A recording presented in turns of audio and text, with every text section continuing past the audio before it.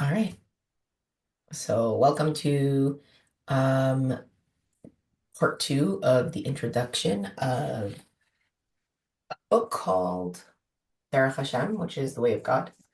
Um, the first, the in the first, in the first part of the Hakdama, which is the opening, and the intro, we talked a little bit about like it's basically that life in itself is run by a set of rules, and it kind of was implementing some of the structure of I mean, I think it's also that rules are important. I think in every introduction, they always add in the stuff that the book is going to break down into detail. So, like the introduction is the door, as we said, to the front door. So it's going to give us some insight into the breakdown. So we talked a little bit about like the importance of the concept of structure, I would say. I think the other thing we talked about was spiritual injury, just like any other injury. If you don't know the rules, we have a higher chance of getting injured, similar to a gym. Go work out if you don't know, how to move your body and communicate with that workout, you are going to come out with an injury. So that is on my end. Anything, Esther, you want to share before we? I like that concept. Spiritual injury. Like, for me, it's a visual. Like everyone probably has a different visual, but like my heart on crutches, I love that. schlepping and dragging with like heart parts in the back, trailing behind me. Yeah, I'm very dramatic. But yeah, no, 100%. I think that everyone has that in some regard. Yesterday I went to a Dharma talk and this woman was she was Italian Catholic, came from a very, very religious family. She said she was able to relate to me so much, because like we're so into guilt. The Jewish like what's it called? Like our title in a way. But she was saying that she is so injured, spiritually injured from her upbringing. She says, but she was able to keep the beautiful things with her, and then the rest she was able to fill with the yoga world and the philosophy and the teachings. And so I really love how she patched up her spiritual injury and filled it up with other things that was more aligned with her. So I can relate to that. That's why. As you're saying that, it kind of reminds me of like for so many of us, we're doing so much of the emotional work right now, going back into our childhood, restructuring some of the emotional, the psychological damage. And I always say with a disclaimer that like the people in our lives did the best they could with what they had, you Yeah. know? Because when I look at myself, I'm like, I don't think I'm doing any better. I'm messing my kids up just as much or worse. As I don't, Oh, as in that when I look at it and I look at the critique, if my children were critiquing me, yeah, no, I'm not any better than anybody. Because I noticed that we all kind of explore, like the thing is life shows up, circumstances show up. But when it comes to the amount of work that's being done on self-work and self-care, um, I think it all points into one direction, which is the nefesh and the neshama. Like the neshama itself, as in like if the neshama's not happy, you could try to dress it in everything you want, but it's discovering what it is that makes you feel safe. And they always say with children, um, discipline is the thing that makes them feel safe. And I feel like letting a child do whatever they wanted all the time doesn't create a safe environment for them. So when we think about when we think about our own safety and our own emotional safety, and I think when we implement a little bit of that discipline, we have a little bit of that spiritual discipline, it kind of creates an environment where we are safe and happy as well. So it kind of creates that foundation. But at the end of the day, we're all so different. So and the way we process information is so matter of fact. So I feel like we have to kind of step away from like the literal meaning of everything and what it means for somebody else. And we start kind of internalizing our own experience and being like, okay, how does this work for me? Here's the structure. How does this work for me? And how do I do this without getting injured, which is our responsibility in life. Like nobody can tell you, how, like they don't know your boundary of where you get hurt or how you relate to whatever you're relating to. So on that note, I think we can Yeah. start. Esther, do you want to start with reading? Do Is you want that me to start? Do you know where we're up to? I see the first the first pic you sent me. you see? I might have sent you that first. I might have just You sent me page 23 and 25. um, 1 second. Does that make sense? Hold on. 23 and 25. Let me look at what I sent you because I think I missed a little bit of it. Yeah. Okay. Actually, yeah, so I missed that first part. So yeah, so on 23, I'm gonna read that first little bit that I forgot to send you, and then you're gonna start from the word thus. Yep. Okay? Okay. All right, okay. So there are, however, certain primary elements that must be recognized as part of the essential nature of each concept. Out of all the levels and categories, one should be able to distinguish the following: the whole, the part, the general, the practical, that the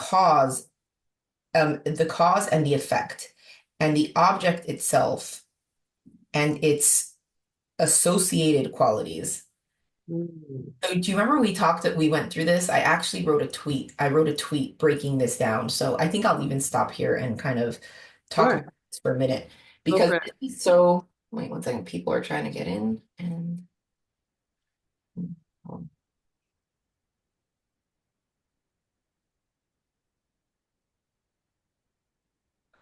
okay, sorry about that. All right, now if they get in, they get in. If they don't, it's fine. Okay. So the thing is like this, that I wrote a book called Interior Designer. Um, and it's for the body. And I took the 7 elements of interior design to build the interior self, because the body is the first home. And for a lot of us, when we're doing that emotional work, we have no idea where we're going or what we're doing. And I felt like with interior design, there's 7 elements where it's just like they break down in the elements of like there's space and then lines and form, and like lines make a form. For example, it's like saying, like if you take, for example, the game of like clicks, like the magnet tiles, right? Sorry, like magnet tiles, right? So you have each magnet would be like a line, and then as soon as you start putting it together, you build a form, right? And then from the form, it kind of leans into like the function, right? So because let's say something like magnet tiles are meant to just play with break and kind of restructure, um, it can't hold that much weight. And because of that, kids have turned it into this space where the game is to build it and break it and build it and break it because they know already that, and they've learned from the first few times of trying to make it stand forever that it will break. So they got upset a few times and then they step back and they're like, you know what? And you can see already 2 year olds. My grandson does this with the tiles where he builds it and then he's like, his thing is, I'm going to break it because he just knows that it won't hold. So when we're building things in life, we have to understand the components. So when we talk about, when he talks about in Derech Hashem, he says there's the whole, which is like the entirety of something. And then he says there's the general. So the general is kind of just like kind of, I would say even a brushstroke, but you know what? I'm gonna give me a second because I'm going to give you an exact definition of general because I feel like when we use definitions, it really helps. I also don't think that I could read this book without you because you're seeing so much in every word, and this this is not for the regular brain, this text. Well, it's not, yeah, because we're so far from that space. I need your baby analogies to understand it. That's what I'm saying. Okay. So the term general can be used as both an adjective and a noun. As as in one second, it refers to something that applies to most all members of a group, a category, a class. It okay, so this is okay. So I think when you look at okay, so when we look at the whole, it's looking at like every single detail and nuance. And then when it's looking at something that's general, it's like you look at it and you can like generally see. So like you can have like a really, we'll go with a cake analogy. You could see a basic, a very fancy cake and be like, oh, that's a really fancy cake. You know, we'll bring in like a Ziegelman's, for example. There are so many layers and so much going on. If you ask somebody what exactly is going on here, they're like, I don't know, but this whole thing, there's nuts and there's this and there's this and that. And then the general would be like, it's a cake. So Uh, that's kind of the difference with those two. So he's saying that both are important. And then he's like, and then there's like the particular, right? So the particulars would be like, is this gluten-free? Is this milchik? Like, what is this cake? Like, what does it consist of outside of like the nuts and the caramel and all the other things? So there's those particular elements. Then there's the cause and effect. And that's if you eat too much. You know what I mean? you grow another face. Uh, okay, and then there's the object itself, which would be almost like I would say the shape. So the object in itself would be like, okay, this is a cake, this is the size of it. Where does it fit? How does it fit? Okay. All that. And then the associated qualities. The associated qualities would be that, like I would say more like in interior design, I would call that texture. So it would be like it's creamy, it needs a fridge, you know, that kind of thing. It's chocolatey, it's sweet. So why these things are so important, and everyone's like, what is going on here? And I'm sure we're getting some eye rolls. But the more we understand about something, the more we can enjoy life. Like the more texture, the more sensation, the more connection you have to something, the more enjoyable it is. And the less we do, the less we enjoy life, but also the less we connect with ourselves. Any comments, Esther? Yeah. Yeah. So are you saying that that whatever we do or whatever path or lifestyle we choose, we should sort of like really, really get to know it on so many different levels and details so you could actually enjoy it and understand it and incorporate it and have it like sort of it's like also like food. Like you could grab something, stuff your face with it and run. You're not really knowing what you're eating. You're not thinking about how it's going to make you feel. You're not enjoying the textures and the tastes of it. Is it more like a mindful living?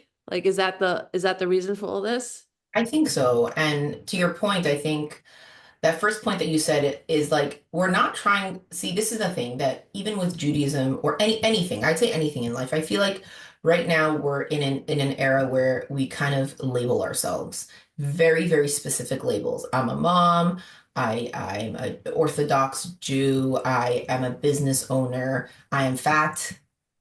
Just but I'm saying these labels really stick. Like they really stick. And then we get up in the morning and we commit to the labels rather than commit to the components of kind of improving something or our quality of connection. And I think that's the difference. It's not, oh, I'm trying to acquire a label. I'm trying to acquire my connection with whatever it is that I'm doing. So it's like it's not saying, oh, I practice, you know, because even with like like we see even going back to yogis, like, you know, you have a lot of people that are yoga teachers nowadays and then or they practice and it's like, okay, what does that mean? You take on that and then you see them not align when it comes to life. So we have to kind of ask ourselves, how much are we doing for the label in itself? And then how much of it are we doing to really connect? Like, what are we trying to connect to? So, with gratitude, for example, gratitude is a really great practice. When we sit down and we think about being grateful for something, why gratitude is such a challenge for some people is because to be grateful it invites you into your body, and you have to really be in a space where your sensations, you're connecting with your sensations. And if you don't connect with your sensations, you can't be grateful. What? So it kind of incorporates, includes, it brings you together, it bonds you. It bonds you as like, and think of it like when you're able to see something as a whole, it's like I see you, that wholeness, then you're also able to appreciate all the other details in somebody. But you have to appreciate, like think about people that you know in your life. Okay. And I'll give you an example. For example, me and you. Um, I met you a few years ago. And then I met you and I was like, okay, great, she's great. But then I get to know you as a person. I'm like, oh my gosh, I really like this person. And then I get to know you as a whole, and then as the pieces of you and the general and the particular, and then all those pieces are connected to, or the relationship depends on how much of those pieces I'm going to be able to see in you and appreciate you in you. So I think that's kind of it's like coming out of the space of like, oh, this is an identity. Because like even with this book, people were like, oh, are you guys going to be learning this every week? I was like, you know what? We're going to try. But we're not looking at it as like this new whatever. We're going to show up and we'll see what quality is, exudes from it. So yeah, Wow. So much. It's downloading. awesome. Up to here. We're gonna hope it gets to here in an hour. Okay. All right. From there, Love to it. you want to continue? Oh yeah, sure. Okay, thus, right? Mhm. Thus, when one examines something, he should first determine whether it is a whole or a part, a general category or a detail, a cause or an effect, an object or property. When he realizes its place in the general scheme, he can then recognize the elements needed to complete his understanding and provide a precise general picture. If it is a part, then he will seek to discover its whole. If it is a particular case, he will seek to find its general category. If it's a cause, he will seek its effect. If an effect, its cause.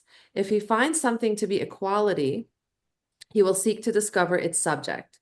He will also strive to ascertain what kind of quality it is, whether it precedes, accompanies, or follows its subject, and whether it is intrinsic or accidental, potential or actual. All these are distinctions without which one cannot have a complete picture of anything's true nature. Oh, whoa. So is this like about just Yeah. not judging I think the it's full picture? not coming to jumping to conclusion um right away. I wrote one of the newsletters that I wrote, and it's in my book, Tell Me Something Good, is about the concept of the halo effect. And the halo effect is like people think when you see, let's say, a rich person, you also think they're smart.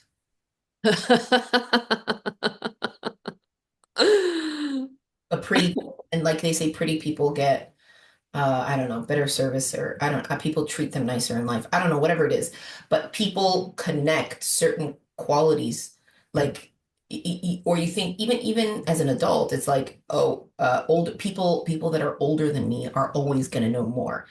And I've learned that that's not always the fact. It's true. So that's kind of the thing of like what it's saying is that like you have to kind of use your own brain. Like when you're looking at things, you have to be like, okay, um, is this giving me a full picture? Is this a cause or an effect? So for when it comes to characteristics and emotions, a lot of times like a really interesting example would be like somebody that is emotionally frustrated, right? And they yell, right? If somebody yells and somebody like, oh my gosh, she's so annoying, she yells. And it's just like, well, was that the cause or the effect? And if we look at it as, and we ask a question like that, we'd be like, oh, what is she going through? What is, it's usually not what you're seeing. And that's when we understand the, those nuances, it really, really can help. And a really interesting thing that can help with all of these components is the concept of open and closed communication, like, and questioning. So, like, when we have open and closed questions, Like some things are statements. When we're trying to create boundaries, you can say something like, I'm good, thank you. Or if you're trying to open up a question, you'd be like, tell me more. I'm not so clear here. Can you please clarify? Right? So you open it up, and then what it does is it helps us kind of not jump to conclusion with very little information. And I think, again, coming back to spiritual practice, for a lot of us, we are in a position where we've jumped to a lot of conclusions and stereotypes when it comes to our spiritual practice because of this kind of halo effect. Right. Yeah. Right. You know,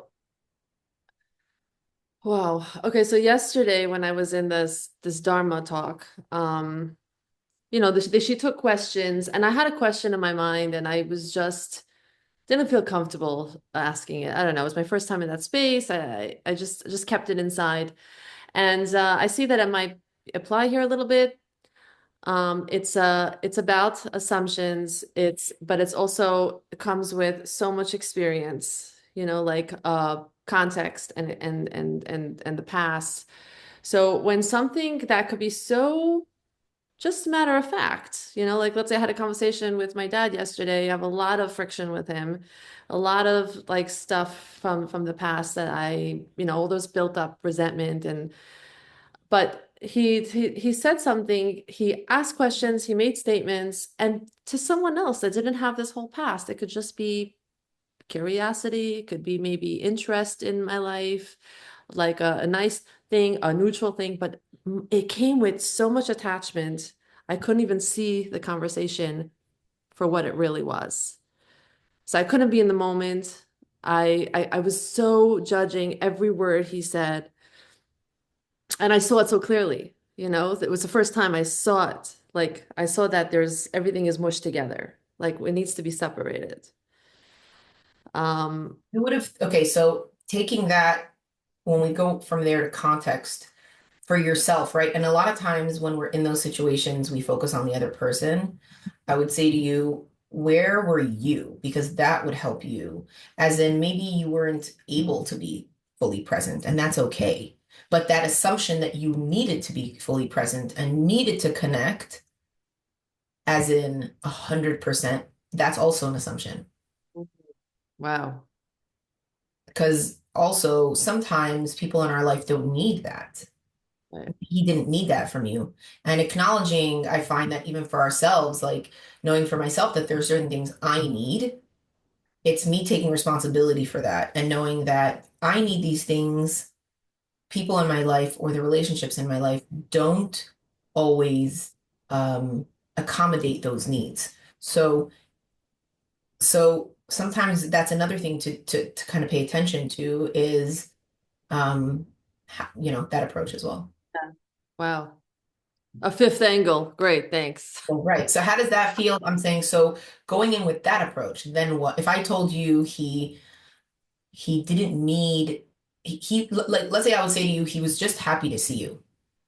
Right, And the question would be then is like, would you go see him more often if it was more, I don't know if you want to call it superficial, but right, um more of what he needed rather than what you needed? right. That's a good Yeah, you question. don't have to answer it. The point is, it's not for a yes or no. It's just to think about it because these are the things that even for myself, when it comes to like davening, for example, I find that davening is always a struggle in the sense of like it's one of those things, it's almost like a luxury. I feel like there's never enough time. I want to do it and I don't have enough time. And even when I'm doing it, it's like I wish sometimes I had the luxury of, an hour or two of just sitting and kind of really diving deep into it. And part of me is like, well, if I don't have time, I'm not going to do it at all. And that's also an assumption of like, so I find that when with spiritual practice, it's a similar kind of concept where for a lot of us, we're like, it's all or nothing. And it's Yeah, just like, maybe it's not about being all or nothing. Maybe it's notice what works for you, bring in what does, negotiate. So I think the power of this paragraph is the power of negotiation. And if you want to continue, you can. that's amazing. Wow. Yeah. Whew. Deep stuff here. Okay. All right, next. Beyond this, one must look into the nature of things itself, determining whether it involves an absolute or limited concept. If the concept is limited, it involves an absolute or limited concept. If the concept is limited, it should ascertain its limits, since even when a concept itself is true, its truth is corrupted if it is improperly compared to something, or if it is taken outside its area of validity. Validity.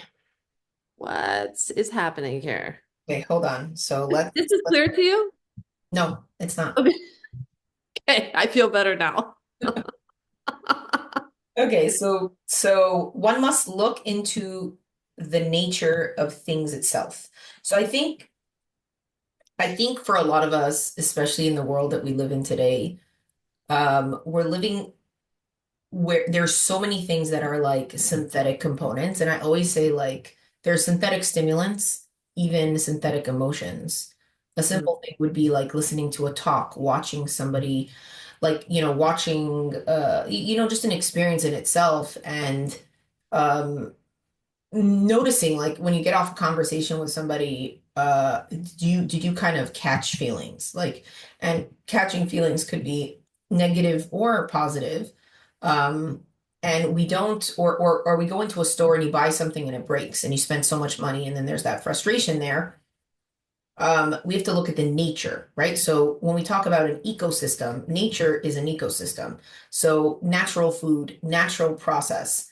Um, so I think we come from a place where we're doing everything but what is natural in mm, hopes that we can get a natural experience. For example, if we want to be happy and we want that real contentment or connection in life, it's not about being able to be fancy enough for somebody to accept you, but just find the time to spend with them. Or if like happiness is important, having $1 million is not going to make you happy. Being happy is going to come from being happy. So coming down to the bare bones of something and its nature will tell you everything you need, and it's not that complex.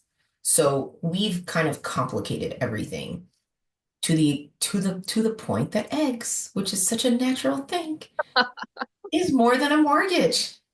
There you go. And that's the point. And that's the point that we're living in we've moved so far from what's natural that now something that's so basic and natural is just not available to us. yeah. So what it's saying is look at its nature. So like when you're negotiating with a child, look at the nature of the child. Just Mm. look at look at the nature of what's going on. It'll give you a lot more sympathy and compassion and opportunity to connect. Wow, I have such a hard time with that. Uh, yeah. I I don't know what it is. You know what? Yeah. So I would love to, what the last thing you said about like have sympathy for the kid, what they're going through. It's like I think I have sympathy because I'm holding back feelings for like 5 days and then explode. Just exploded on her as she went to school, like really harshly. I mean, from the outside, without getting into the natural part, the roots, she deserved it. She had it coming. She probably deserved even worse. But like, if I would just like get out of this whole, facade of the effect of what's the actual cause and the root of the issue, I would hold her and hug her and be like, "Oh my God, I'm so sorry you're going through this." But it is so hard. I don't know what it is. I just can't remove myself and my hurt ego and feelings and get on her level or give her the love she really needs or the discipline she really needs. You So know? I would ask you, again, out project like similar to like this thing with your father, instead of projecting outward, I would say to you, what do you feel you needed then? And again, you don't need to answer this, but what did you need then? Like stopping and thinking rather than, and this is kind of where it goes into, I'm saying the next line of this was determining whether it involves an absolute or limited concept. So it's like sometimes that kind of situation where you have a kid that's kind of in a specific space and you're so wrapped up in yourself, um, or in them that you're not able to see how, like, what is this involving for me personally? And sometimes that involvement, I'd be so entangled in it. I actually had something yesterday with somebody that was kind of they were trying to negotiate with somebody, and it ended up turning into almost like a fight. And I was like, instead of arguing with the person, what the person wants from you is a confirmation of your emotions. They don't want more facts. Right. And and if you're in a position where you care about that person, don't throw more facts at them. Communicate that you care. Right. Say it the way it is. Say Yeah. the nature of what you're trying to say, which is, I care. And I care so much, it's winding me up. So what is it? Ego? So that's the thing, yeah, because we're living in so much projection rather than that. And that's why it's saying come back to your nature. Like see what it's involving, come back to, and when you're kind of building and inviting sensation rather than words, like we're in a very intellectual space right now where all of us can put together many fancy sentences, and many fancy speeches and kind of with ChatGPT and all the rest of it as well, we can get very, very intellectual. But at the end of the day, all of that isn't worth it if there isn't that human behind it. And that's what he's encouraging is that human behavior. Like he wouldn't say a word like involvement, uh, Right. or limitation, right? It's again, we're built up of different fragments. And so to boil it down, it's like when you're feeling overwhelmed or whatever it is that you're attaching to it, as in for myself, it would be like, oh my gosh, I'm such a bad mother, you know, or why can't I, and then we fill in that blank. It's just pausing and being like, moving past the ego a little bit and being just going into the transparency, which is the nature and the feeling of saying, you know, I'm proud of you. You're going through a lot. It's morning, it's stressful. Um, and I hope you have a better day than yesterday. And it's just we kind of, but we're not used to it because this is a new language for us Right. also. Right. So that's why in our connection with God, these are the components that add the value Yeah. and are so essential. And when we start this book, everyone thinks we're giving them some, we're going to be Elon Musk building a spaceship and going to another planet. But at the end of the day, what we're doing is we're stripping away everything and going to that bare bone, like spiritual, what the nefesh needs and what the neshama needs deep within us. So yeah. It's so funny because it's so much easier to just like, forget about all that stuff. Let's find a new place. Let's start from scratch instead of like digging deep and like finding ourselves again. You know what I mean? And starting from scratch is let me escape myself. Yeah. I have this feeling 11 times a day.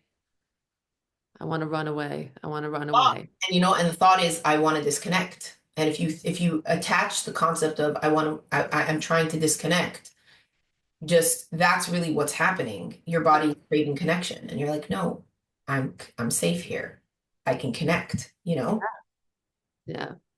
Yeah. Why is it so scary though? Like to just like look within and acknowledge all the feelings and acknowledge all the needs. Why is that so scary for people? For me. So it's not scary. What it is it takes discipline and it takes energy, right? If you're going to turn on electricity, we want electricity, all of us go to work day jobs for one thing, to have light in the house. True. It takes up 8 hours of energy and annoying bosses and agmas nefesh, and we sacrifice time Able with to the people we see. love most to put light on in the house. So the question is, Wow. that's how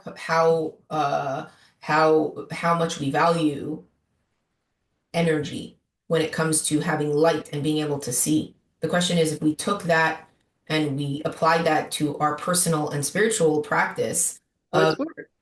It's it work. does take energy, but we have to also. going back to this is we have to value it, Right. connecting the value and understanding what do I value. And when we understand what we value, we lean into that and we posture into that position Love it. more often. Yeah. You're a wordsmith, Esther. We've been doing this for a while. Oh my gosh. I'm gonna Wow. finish the rest of that sentence because we still, let's see if we can get some clarity on breaking these sentences down in simple form. Okay. If the concept is limited, he should ascertain its limits. Right. Uh, since um, since even when a concept itself is true, its truth is corrupted if it is improperly compared to something, or if it's taken outside its area of validity. So what it's saying here is that there can be truth, but then I feel like this kind of is where when we attach, let's say, even again the halo. I think if we attach the halo effect to this, which is we we go into the illusion. Let's say rich people are smart, Yeah. which can be possible. I'm not saying it's not, but when we're attaching the wrong meaning to it, um, it takes it outside of its authenticity and its truth. And I think coming back to the reason that we're reading this and going into this is because I feel like for so many of us, we I found for myself this is like I really want to get to know my relationship with myself, Hashem, as well, outside of possible corrupt um concepts or like the halo effect of like what I assume might be Right. true Yeah. or yeah. So yeah, Wow. That is amazing. And it's so funny because that's what I was telling you before the meeting, that yesterday when I went to this lecture, I saw the most plain person at the head of the class. And I'm like, what is she doing here? How is she going to be able to teach a class of yogis and spiritual people? Like she looks like someone I'd see in the 99-cent store. I don't know. Like, didn't look like she didn't have the, a glow with like some kind of a like floating, like she's some godly creature. The most amazing, authentic, pure words came out of this woman's mouth. And for some reason, I was shocked because I was expecting something completely different because of the way she looked. the expectation is the halo effect. And Yep. then what I shared with you was that when you see something in its most simple form, that means that she's authentically practicing whatever it is that she's practicing. There is a philosopher named Zizek, and he says that when things are balanced, it collapses into nature. That means that in life, when something has balance, it doesn't disrupt. So it's not like, so going back to that, somebody like that would walk in a room and not, heads wouldn't turn, right? And that means that there's genuine balance there. Yeah. So when we even find in our own selves, breaking this down into a deeper place and looking inside of ourselves, when we have these triggers and emotions that want to interrupt our day to day, we have to kind of look at ourselves and be like, oh, what is this and why does it want to disrupt? And again, some friction in action is fine, but it's like, I know for myself, like, and I think this is for everybody, everybody's always trying to build stability and normality in their day to day. And, the drama just keeps continuing. And some days I find that I finally get a handle on things and I'm like, wow, okay, today's a good day. And then I get that boring feeling of like, oh my gosh, I'm bored.